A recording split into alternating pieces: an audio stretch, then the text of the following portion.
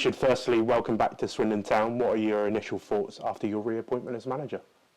Grateful, I think, really. Grateful to be back. Grateful for the opportunity to be back. Obviously, in the circumstances, having sort of stepped away, it's not always the chance that you're going to get to do that. So, yeah, really grateful to be back. Excited about it. Excited about next season. Yeah, all positive. You quoted in your reappointment press release that time away made you realise just how deeply you care for this club and the people who worked for it. Can you put into words what this club does mean to you? Yeah, it'd be quite hard to kind of do that really succinctly.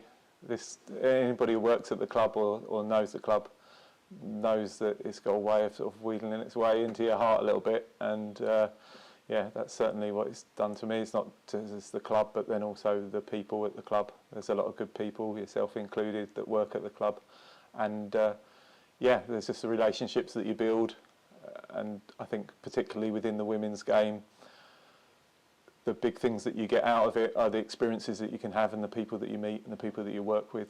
And you know, Swindon, in my opinion, doing an absolutely fantastic job of looking to develop their women's setup. And so to have the whole club behind us and behind myself and the sort of support that I've had from the club, the owner and the CEO and Jamie and Mandy, yeah, obviously it means a lot. It's not often that you get the opportunity to be kind of supported in a way that I've been supported. So yeah, just like I say, from your first question, grateful, and I'm grateful because I care about the club and the people that work at it. You talk about relationships. You've built fantastic relationships in the women's game, particularly with your squad. Do you feel that with your connections, a talented group of players, that promotion is very much your aim next season? I think we need to be careful about kind of, you know, running before we can walk. I think the league is really, really competitive and difficult, and you've got teams that perhaps are a little bit ahead of us as far as in their development process. For me, I look at it as a kind of like a 2-year project to get promoted, but if we can outperform ourselves, then I think, you know, we can look to kick on from last season, and I think the players' target, my target, will be that. But I think you have to kind of hold back a little bit. The words, it's easy to say it, but it takes time to get all of the things in place. One of the things that's been obvious sort of, you know, last year is that you're learning lessons all of the time. And so, yeah, it's only when you, yeah, make mistakes or learn lessons, and unfortunately it takes you a year to get back round and kind of put those things right. So, yeah, it's not that we're not gunning for promotion, and I think we can compete on that perspective, but I think we need to be yeah, pragmatic and realistic about the fact that it takes time to get all of the things in place to kind of make that you know, possibility, because in the women's game you have to be nearly perfect. If you look at Bournemouth, have not lost last season, and yet they've still not got promoted. So that'll be our aims and our targets, but we've also got a lot of things to put in place behind the scenes to make that a possibility. You're instrumental in the development of young and upcoming talented female footballers last season. You're victorious in the Wiltshire County Cup final and a very impressive league campaign as well. Is that testament to what your side is capable of next season? Oh, we're capable as a team. We played, in my opinion, some of the most sort of exciting football in the league at times. So we're very, very capable. But it's about consistency. You know, we've got good young players coming through. It's about consistency with those players and making sure that you can do that game after game, because it's relentless. But yeah, I say testament to me, it's testament to the players, I would say. You know, as a manager and a coach, my job is to facilitate for the players to do the best that they can, but it's the players that go and do that and deliver it. You know, in Annie, we've had sort of the top goal scorer in the league, and that's a testament to her, but it's also a testament to our teammates that you know, we can have a player performing at such a high level. You know, yeah, I wouldn't say it's testament to me, it's testament to like everybody. It's a group effort.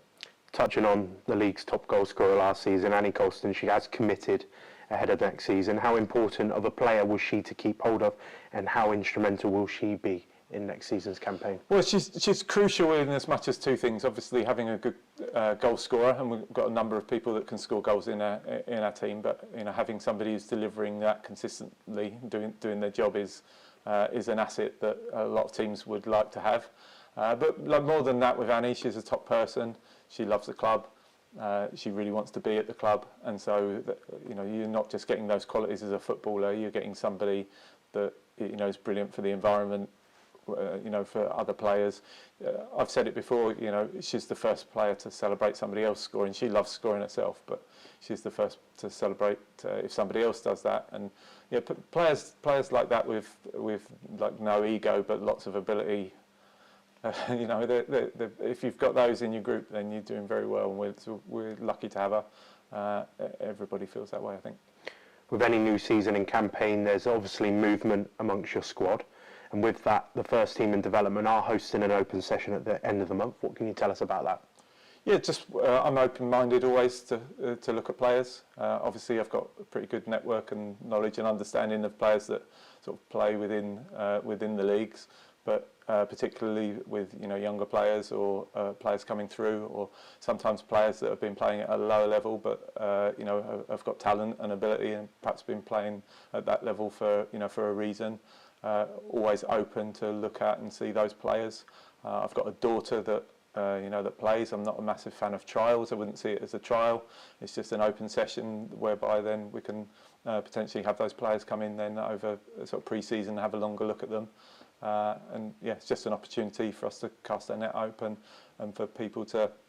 I think people will have seen the development in the team, the development in the work that's been done on and off the pitch, and so we like those people that have noticed that to come and have an opportunity to see if they've got something that can they improve us, can they help us. And just lastly, continuing that building relationships with Mandy and Jamie Russell, how excited are you and everybody connected with the club for next season and what that holds for Swindon Town women? Yeah, super excited. It's like we're a good team. That's what I'd say. We work well together. We're really supportive of each other. I really appreciate their support. And so, super excited. It's an opportunity for me. It's slightly different last season. Obviously I stepped into the role with Mike leaving, and so it's exciting from my perspective to be there sort of from the start, get the team that I want, players that I want potentially, and build something from the very start of the season. So of course it's exciting.